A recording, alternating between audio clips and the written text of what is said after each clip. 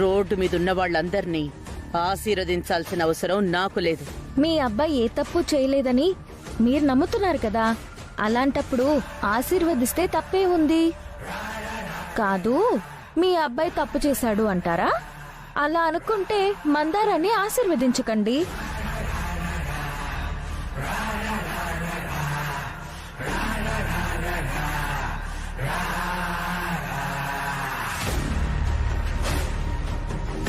Thank you అమ్మా.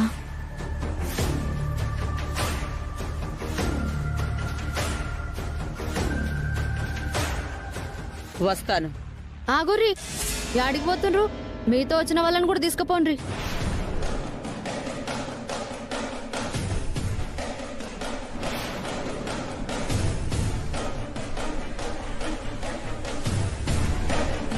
మాతో వచ్చిన వాళ్ళ ఎవరు? ఒక నిమిషం ఆగుండ్రి. ఇగో ఆ ఉక్క పోతలు ఎంతసేపు ఉంటారు? రండి బయటికి. అయ్యో రండి. దొరికిపోయామా? పద వెళ్దాం.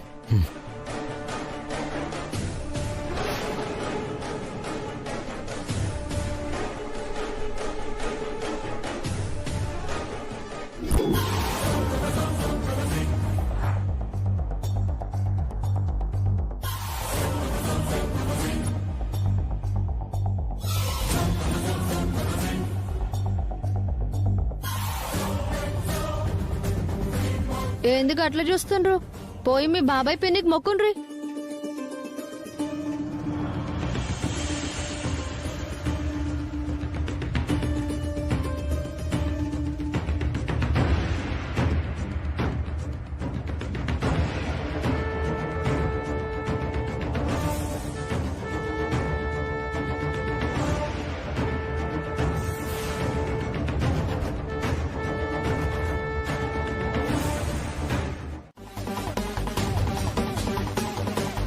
ఏంటి? అవును బావగారు, వదిన గారు కూడా రూప కోసం సామాన్లు సారే తీసుకునొచ్చారు. ఆటో ట్రాలీ నిండా తీసుకునొచ్చారు.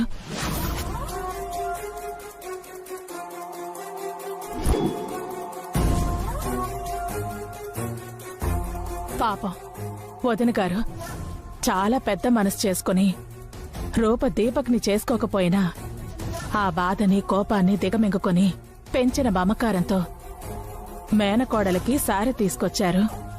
విశాల హృదయాన్ని చాటుకున్నారు. వాళ్ళని ఏమీ అనకండి బావుగారు.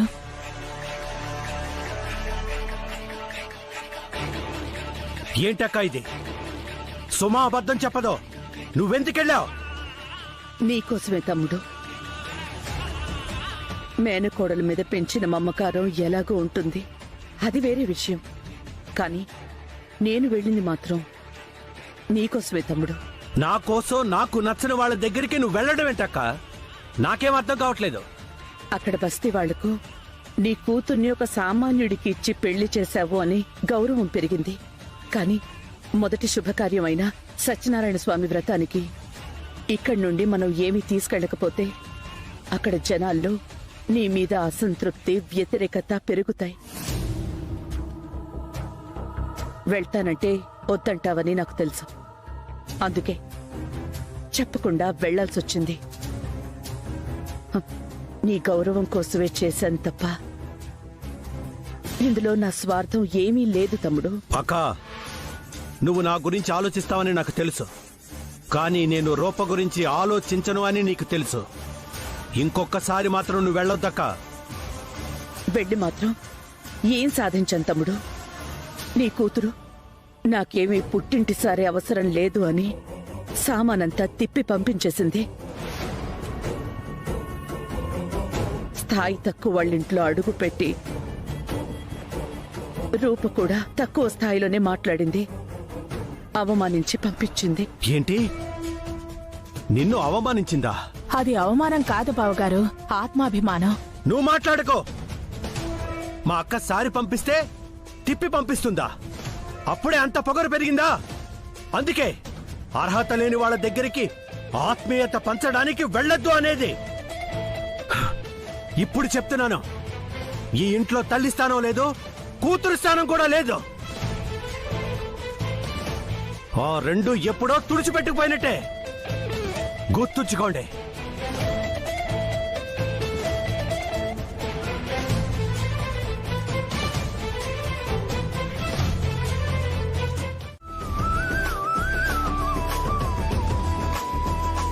అత్తమ్మా, ఇదిగో ముచ్చెలు, తను పెద్దింటి అమ్మాయి. నాకు తెలిసినంత వరకు వాళ్ళ పనులు చేసుకునే అవసరం వాళ్ళకు ఉండదు. అన్నీ వాళ్ళ పనుళ్ళే చేసి పెడతారు. అందరి ముందు అబాస్పాలు కాకుండా నువ్వే వెళ్ళి ఏదో రకంగా సాయం చేయి. సరే ఓసారి నీ ఫోన్ ఇట్టయ్యు. ఫోన్ ఎందుకు? ప్రశ్నలేస్తావేంటే ఫోన్ ఇవ్వు.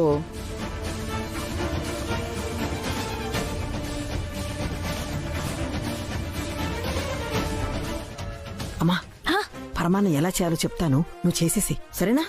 వెళ్ళు. అలాగే. ఆ, సీతమ్మా, బాగున్నావు సీతమ్మా? ఏంటి చెప్పు, ఫోన్ చేశావు? ఏటి ప్రసాదం వండాలా? పైన స్టీల్ డబ్బా ఉంది, చీని, అది తీసుకో.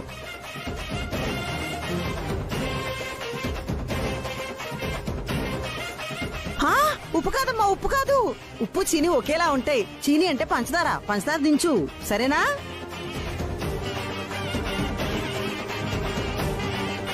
అమ్మా, ఎవరితో అమ్మా అంతసేపు మాట్లాడుతున్నావు? మన సర్పంచ్ ఉన్నాడు కదా, ఆయన కూతురు సీతమ్మతో. నువ్వు చెప్పు సీతమ్మ. అయ్యో నా బుజ్జి ఐషు, నువ్వు ఇంతగా అడగాలా? ఇప్పుడే మీ మావికి ఫోన్ చేసి చెప్తాను.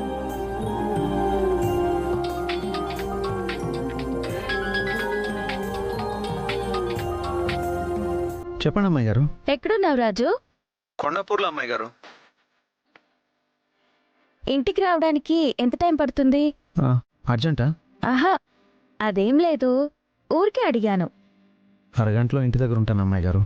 సరే, వచ్చేటప్పుడు ఐషుకి చాక్లెట్ తీసుకురావా? అలాగే అమ్మాయి గారు.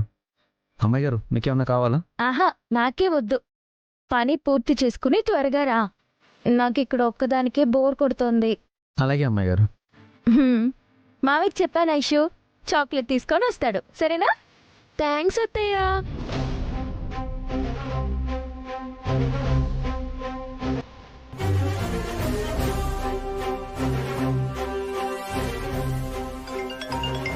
కొత్త నంబర్లా ఉంది. హలో, ఎవరు? నేను సునంద హాస్పిటల్ నుంచి మాట్లాడుతున్నాను మేడం. చెప్పండి, ఇప్పుడు ఆవిడకి ఎలా ఉంది? ఇంతకాలం కోమాలో ఉన్న ఆవిడలో ఇప్పుడే కొంచెం కదలిక వస్తోందండి. డాక్టర్ గారు మిమ్మల్ని రమ్మంటున్నారు మేడం. అవునా సిస్టర్, గుడ్ న్యూస్. నేను ఇప్పుడే బయలుదేరుతున్నాను. పాపు, ఆవిడెవరో నాకు తెలీదు. ఆ రోజు హాస్పిటల్లో జాయిన్ చేసి బ్లడ్ ఇచ్చాను. ముందు అక్కడికి వెళ్ళి ఆవిడెవరో ఏంటో కనుక్కుని వాళ్లకు అప్పచెప్తాను.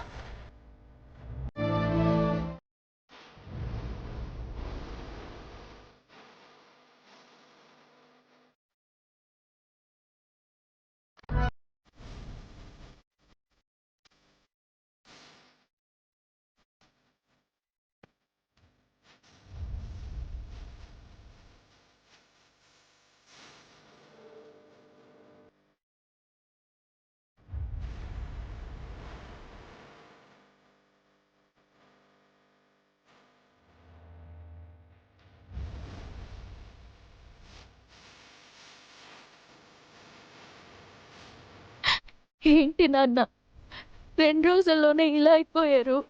ఏమైంది మీకు? మీకేదైనా అయితే నేను అసలు తట్టుకోలేను నాన్న.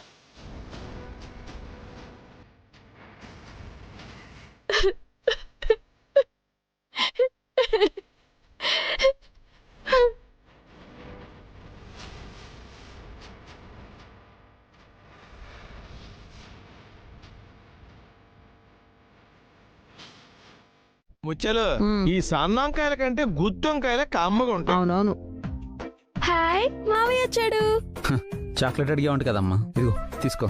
అమ్మా ఇస్తలే, రాత్రి వేళ చాక్లెట్లు తినకూడదమ్మా. ఎందుకురా అన్ని చాక్లెట్లు పట్టుకొస్తావు? నువ్వు వెలుగురా. అమ్మాయి గారు ఎక్కడ? ఆ అమ్మాయి గారు ఎక్కడ అంటావిట్రా? మీ ఇద్దరు కలిసే కదా బయటికి వెళ్ళారు. నేను ఒక్కడనే కదమ్మా బయటికి వెళ్ళింది. అమ్మాయి గురింట్లో లేరు కదా. ఇంట్లో లేరా? మరి ఎక్కడికి వెళ్ళారమ్మా? ఒరే అయ్యా, ఆ అమ్మాయి గారు ఫోన్కి ఒకసారి ఫోన్ చేయి. అయ్యో ఛార్జింగ్ అయిపోయింది, ఫోన్ స్విచ్ ఆఫ్ అయిపోయింది. చూసుకోవద్దు, వెళ్ళి ఛార్జింగ్ పెట్టు.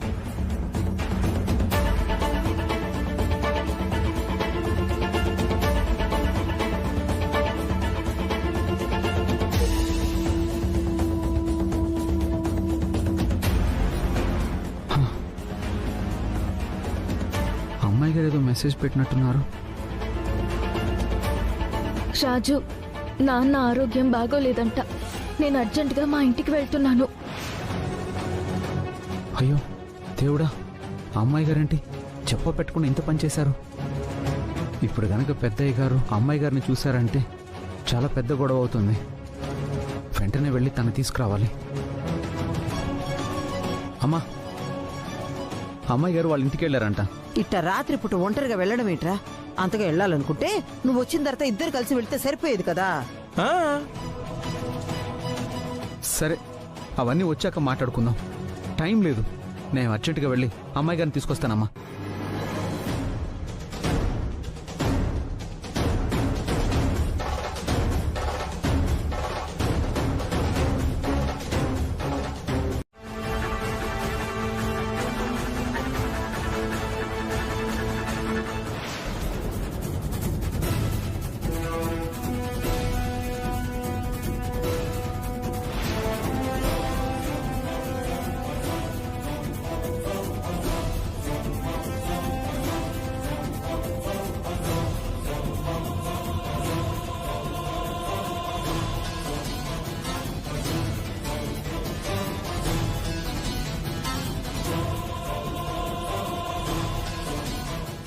ఏంటి అమ్మాయి గారు ఇది?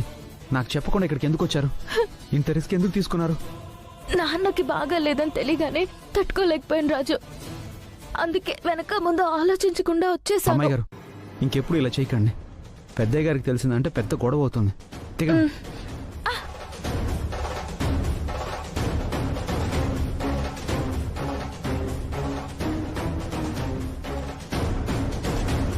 రాజు, నువ్వు కరెక్ట్గా దొరికావురా.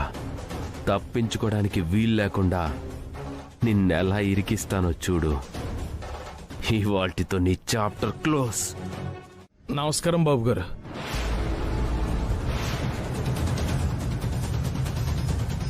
అక్క, మా మీద ఇంకా కోపం పోలేదా బాబు? మమ్మల్ని పలకరించడానికి నీకు సిగ్గనిపించట్లేదా అప్పలనాయుడు? అసలు ఏ ముఖం పెట్టుకుని మాకెదురు పడుతున్నావు? నీ కొడుకు నమ్మిన బంటునంటూ మా మావయ్యకి వెన్నుపోటు పొడిచాడు. తిన్నింటి వాసాలు లెక్క పెట్టిన నీచుడు నీ కొడుకు. అమాయకురాలైన నా మేనకోడలికి మాయ మాటలు చెప్పి వల్ల వేసుకున్నాడు. మాకెవ్వరికీ కనీసం మాట మాత్రమైనా చెప్పకుండా దాని మెళ్ళో తాళి కట్టాడు. మా తమ్ముడి ఇష్టానికి వ్యతిరేకంగా రూపని ఇంట్లోంచి తీసుకెళ్లిపోయాడు. ఇలాంటి పని చేసినందుకు నా తమ్ముడు ఎంత బాధపడుతున్నాడో నీకేం తెలుసు? ఆ బాధతోనే కదా మా మావయ్యకి ఆరోగ్యం పాడైంది. తమ్ముడు, వీడితో మాట్లాడి వెళ్దాం పదా. మావయ్య, బాబు గారు, మావయ్య, తమ్ముడు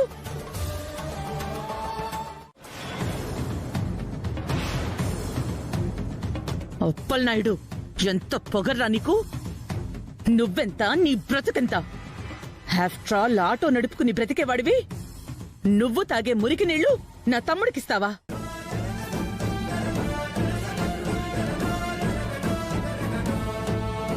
ఇలాంటి నాటకాలాడే కదరా నువ్వు, నీ కొడుకు నా తమ్ముణ్ణి బుట్టలో వేసుకుంది. ఇలాంటి దొంగ ప్రేమలు చూపించే కదరా నీ కొడుకు నా మేనకోడల్ని లేపుకుపోయింది. మీరు చేసిన నమ్మక ద్రోహానికే కదరా నా తమ్ముడికి ఈ గుండెపోటొచ్చింది. మీలాంటి దుర్మార్గుల నీడ కూడా నా తమ్ముడి మీద పడ్డానికి వీల్లేదు. పో అవతలికి. కోప్పడకండి అమ్మా, మా రాజు ప్రాణం పైన తప్పు చేసే మనిషి కాదు. అవును, వాడు ఏ తప్పు చెయ్యలేదు. వాణ్ణి పనిలో పెట్టుకుని మేమే తప్పు చేశాం. అది కాదమ్మా. మాట్లాడించాలు పో. అక్క, తన్ను వెళ్ళనివ్వండి.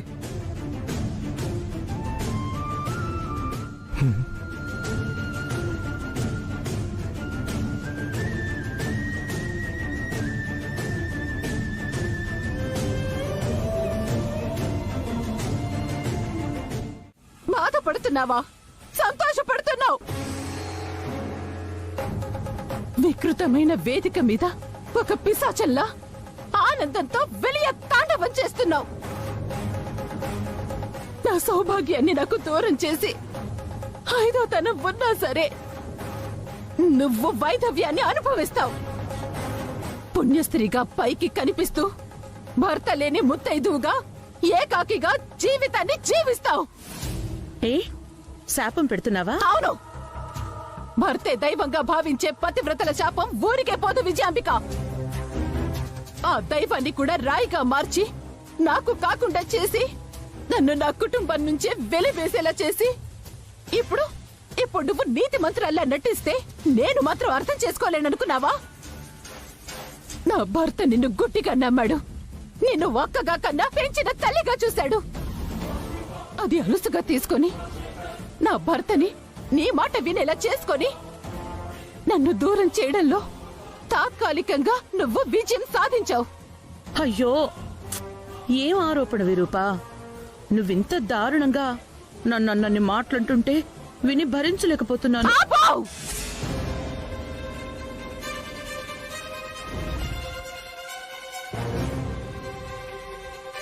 నువ్విప్పుడు గెలిచి ఉండొచ్చు, కానీ నిజం ఎప్పటికైనా బయటపడుతుంది. ఆ క్షణం నా భర్త నిన్ను చూసే చూపు ఎలా ఉంటుందో నేనిప్పుడే ఊహించుకోగలను. ఈలోపు ఒక్కటి గుర్తు పెట్టుకో విజయాంబిక, నా భర్తకి నా పసిబిడ్డకి నేను దూరమే వెళ్తున్నాను. ఆ సూర్యుడిలాగా వెలుగుని, ఆ చంద్రుడిలాగా వెన్నెలని, ఈ తల్లి మనసుని ఈ ఇంటి చుట్టూ దిగ్బంధనం చేసి వెళ్తున్నాను. నా బిడ్డకి గాని నా భర్తకి గాని ఎలాంటి అపకారం తలపెట్టినా క్షణాల్లో నాకు తెలిసిపోతుంది. ఆ రోజు నీకు అదే ఆఖరి రోజు అవుతుంది. నీ అకృత్యాలన్నిటికీ ఆ రోజే భూస్థాపితం కూడా అవుతుంది. నా భర్త మీద, నా బిడ్డ మీద ఏక వాలిన ఈ విరూపాక్షి విజృంభించి నీ అంతం చూస్తుంది. వెళ్తున్నాను, అశోకవనానికి వెళ్తున్నాను. అగ్ని ప్రవేశం చేయాల్సిన అవసరం రాకుండానే ఈ అయోధ్యకు వస్తాను. ఆలోపే రాక్షస సంహారం జరుగుతుంది, గుర్తుపెట్టుకో.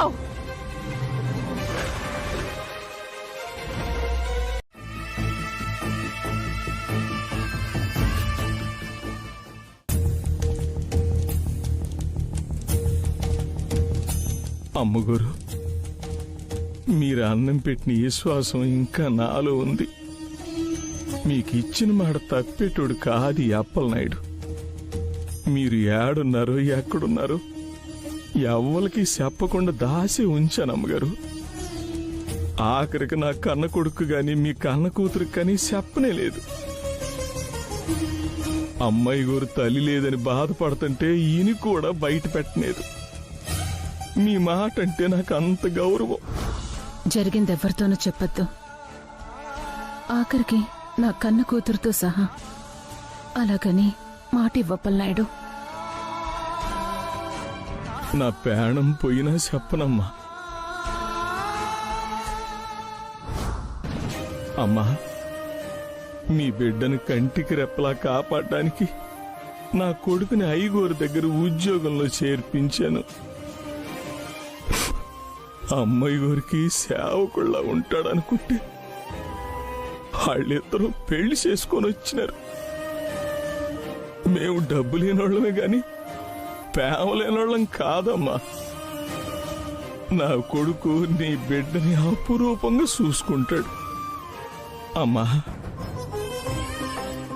ఏదో ఒక రోజున తమరు కళ్ళు తెరుస్తారు, మామూలు మడిచైపోతారు, మీ కష్టాలన్నీ తీరిపోతాయి. పెద్దయ్య గారు తమరిని అర్థం చేసుకుంటారు. ఆ విజయమ్మ గుట్టు రట్టయిపోయి ఈదిని పడతాది. తప్పకుండా ఇదే జరుగుతాదమ్మా, ఇదే జరుగుతుంది. మళ్ళా మీరంతా కలిసిపోతే కళ్ళారా చూడాలనుంది తల్లి. తమరు తొందరగా కోలుకోవాలా.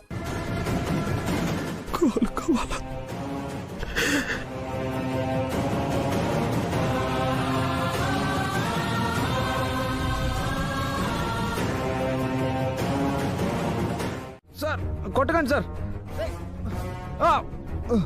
రే రాజు, నువ్వెన్నోసార్లు పొగరెక్కి కాలర్ ఎగరేసావు కదా. ఈ దీపక్ రివెంజ్ ఎలా ఉంటుందో అనుభవించు.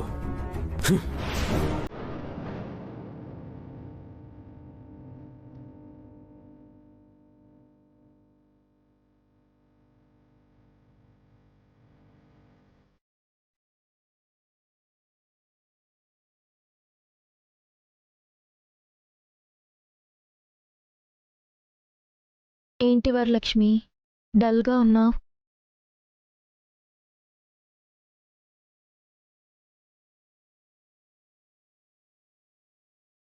ఏంటి వరలక్ష్మి మాట్లాడవు?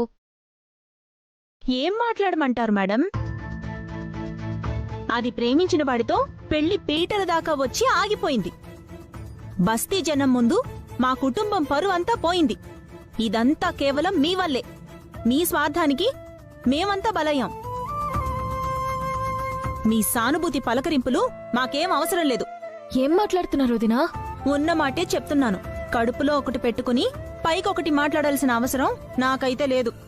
పొద్దుటి ఏంటి నీకు అలా? ఇంటికొచ్చిన కొత్త కోడలతో ఇట్టాగైనా మాట్లాడేది? ధనాలు ఏటమ్మా ఇది? సాటి ఆడబిడ్డను పట్టుకుని అలాగ మాట్లాడచ్చా? తనే స్వార్థపర్రాలైతే తన ఆస్తులు అంతస్తులు వదులుకొని నీ తమ్ముడిని ఎందుకు పెళ్లి చేసుకుంటాది? మన ఇంటికి ఎందుకు వస్తుంది? ఒక మాట మాట్లాడేటప్పుడు ఆలోచించాల. ఎదుటి మనిషిని సంతోష పెట్టడం గొప్పగాని బాధ పెట్టడం గొప్ప కాదు.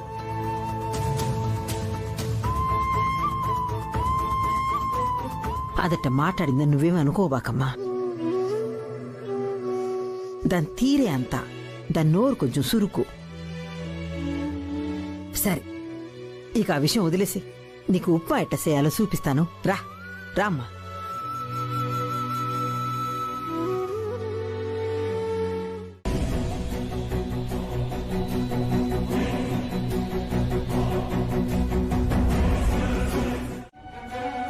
చంద్ర, చంద్ర. అన్నయ్య, ఏంటన్నయ్య? రిమోట్ ఎక్కడుంది? టీవీ ఆన్ చేయి.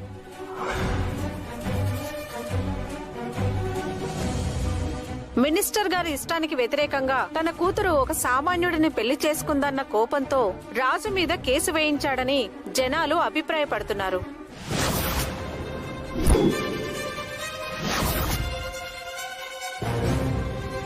నేను రాజును అరెస్ట్ చేయించడం ఏంటి? అసలు రాజు మన ఇంటికి ఎప్పుడు వచ్చాడు? ఏం జరుగుతుంది మన ఇంట్లో చంద్ర? నాకేం తెలీదు అన్నయ్య. నేను అనుకున్నదేంటి జరుగుతుందేంటి? వనికి మాలిన న్యూస్ ఛానల్స్ వాళ్ళు నా ప్లాన్ మొత్తం కంపు చేశారు. నేను ఇప్పుడే పోలీస్ స్టేషన్కి వెళ్తాను. అసలేం జరిగిందో అక్కడే తేల్చుకుంటాను. తమ్ముడు, ఈ ఆవేశం ఏంటి? చిన్న చిన్న విషయాలకు నువ్వు టెన్షన్ పట్టమేంటి? అసలే నీ ఆరోగ్యం బాగోలేదు. ఇప్పుడు నువ్వు బయటికి వెళ్ళడం కరెక్ట్ కాదు. నువ్వు రెస్ట్ తీసుకో. పోలీస్ స్టేషన్కి నేను వెళ్ళి మ్యాటర్ సెటిల్ చేస్తాను.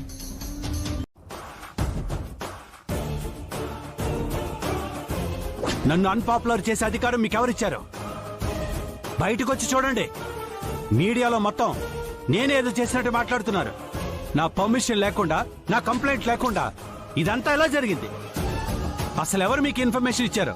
క్షమించండి సార్, మీ మీద హత్య ప్రయత్నం చేయడానికి రాత్రి రాజు మీ ఇంటికి వచ్చాడని మీ మేనల్లుడు దీపక్ కంప్లైంట్ ఇచ్చారు.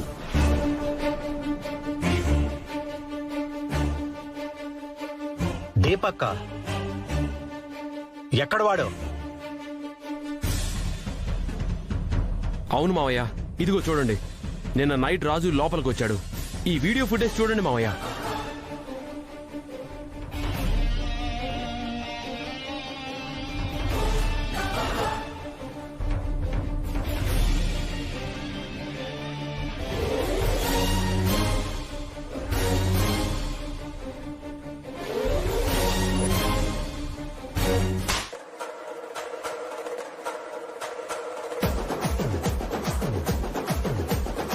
నువ్వు మనిషివా పశువా? నీలోని ఈ పశుత్వం చూసేరా నేను నిన్ను పెళ్లి చేసుకోనంది. అటు చూడరా, రాజు నా భర్త. ఎలా గాయాలతో ఉన్నాడో చూడు. మమ్మల్ని ఏమీ చేయలేక ఇలాంటి దొంగ కేసులు బనాయిస్తావా?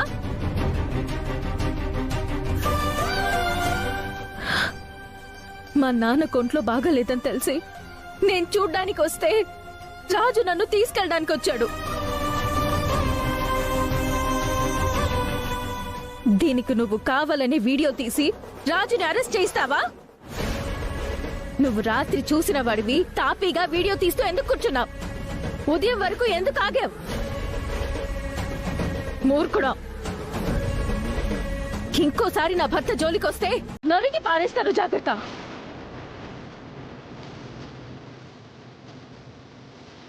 ఇన్స్పెక్టర్ గారు, ఇది నిజమేనని మా నాన్న చెప్తే ఆయన కూడా ఈ విషయాన్ని నమ్మితే రాజుతో పాటు నన్ను అరెస్ట్ చేయండి. లేదంటే మా నాన్న మమ్మల్ని బ్రతకనివ్వండి. ఇన్స్పెక్టర్ గారు, ఇదంతా నేను నమ్మానని ఎవరు చెప్పారు? వీడిలాంటి మూర్ఖుడు కాదు ఈ సూర్యప్రతాప్. పోయిన వాళ్ళు పోయారనుకొని తలకడిగేసుకున్నాను. అంతేకాని కక్షలు కార్పణ్యాలు పెట్టుకొని ఇంత నీచ స్థాయికి దిగజారే క్యారెక్టర్ నాది కాదు. అరే ఈడియట్, ముందు కేసు విత్డ్రా చేసుకో. వెళ్ళు.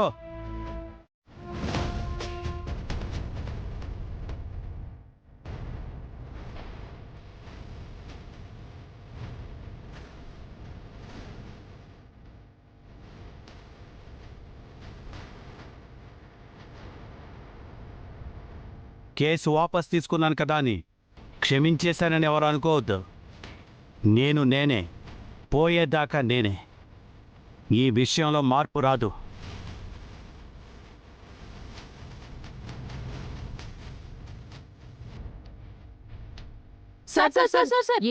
చెప్పండి సార్.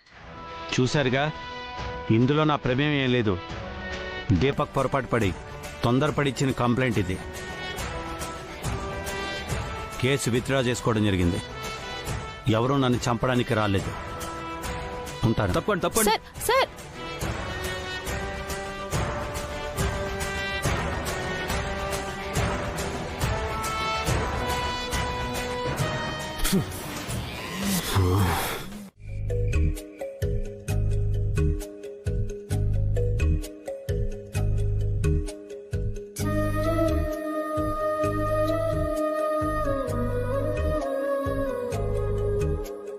అమ్మాయి గారు, మీరు ఇంకా నిద్రపోలేదా? లేదు రాజు, నిద్ర రావడం లేదు.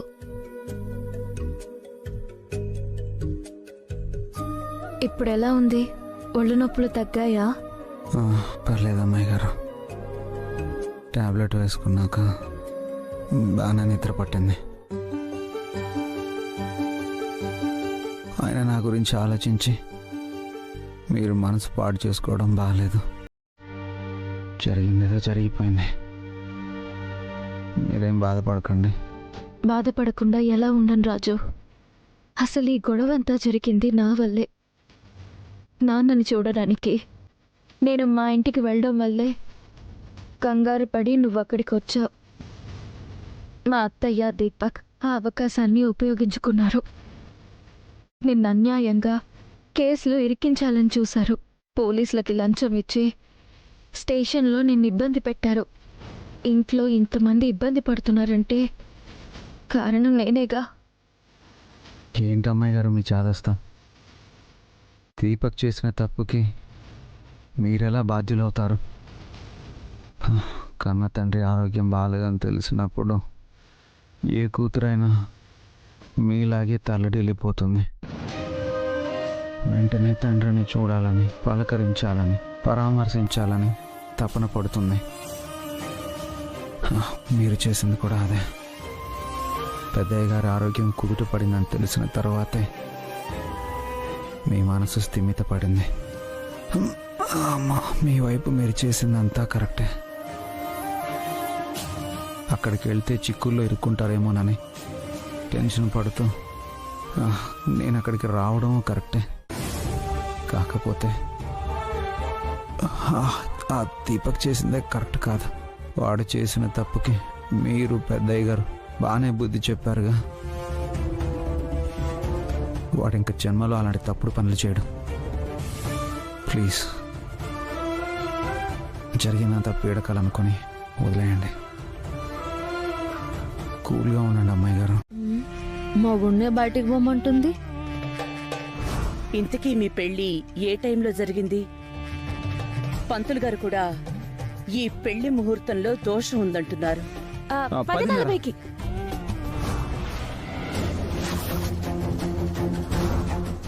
పెళ్ళెక్కడ జరిగింది? అదే ఏ గుడిలో అని.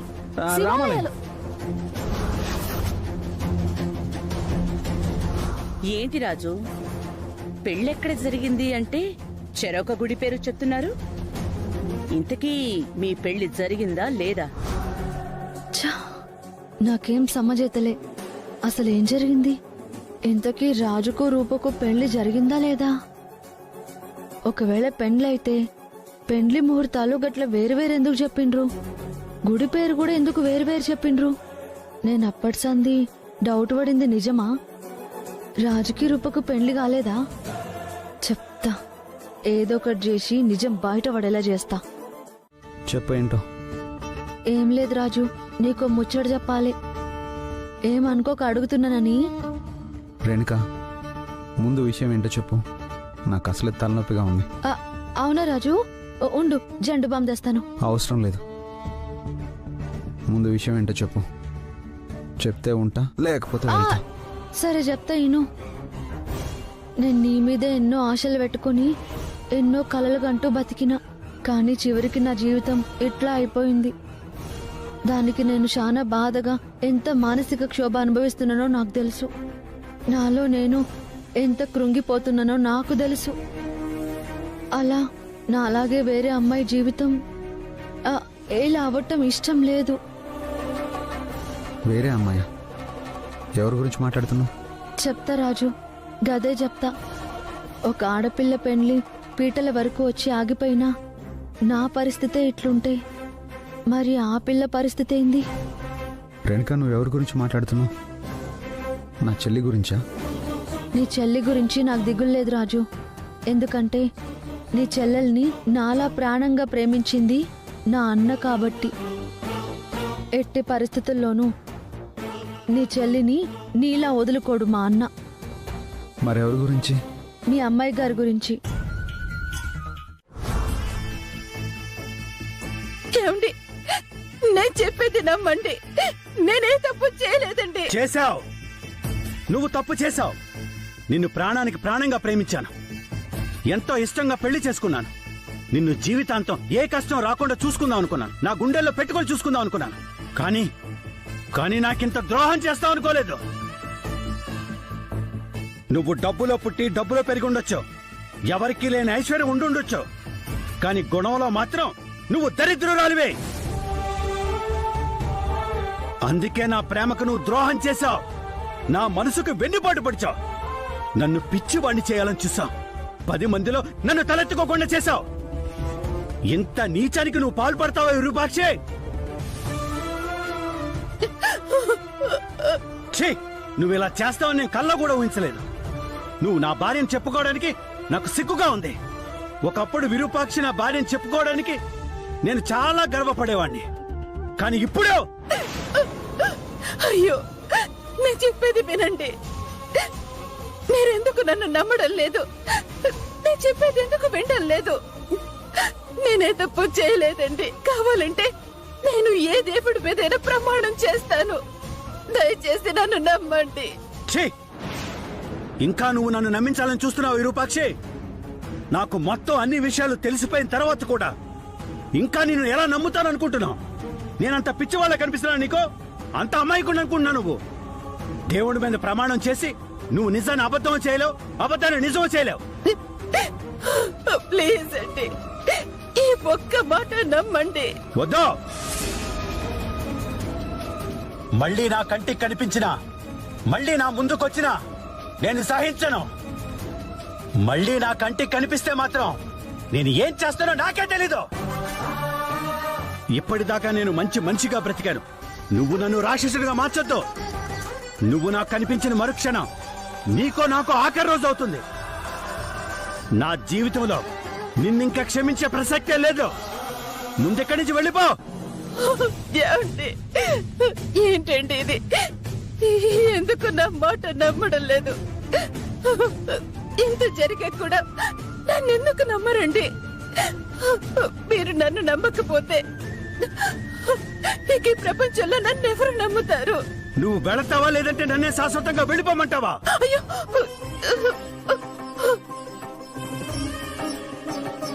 మీకేం చెప్పినా ఇప్పుడు అర్థం కాదండి. కానీ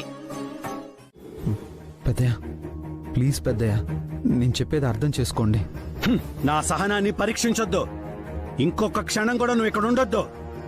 అసలు నీ మొహం చూడటమే నాకు ఇష్టం లేదు. ఎందుకు పెద్దయ్య? నిజమేంటో తెలుసుకోకుండా నన్ను ఆ అమ్మాయి గారిని అసహించుకుంటున్నారు. అసలు జరిగిన విషయం ఏంటో మీకేం తెలుసు? నిజానికి నాకు ఆ అమ్మాయి గారికి పెళ్లి జరగలేదు.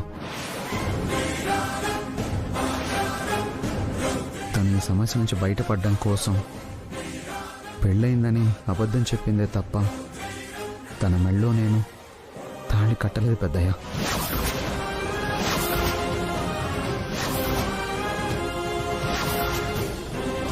అవును పెద్దయ్య, దీపక్ మీ అక్కయ్య గారు ఏం చేశారో తెలియదు కానీ వాళ్ళ భయంతోనే తన మెళ్ళో తానే తాళి వేసుకున్నారు.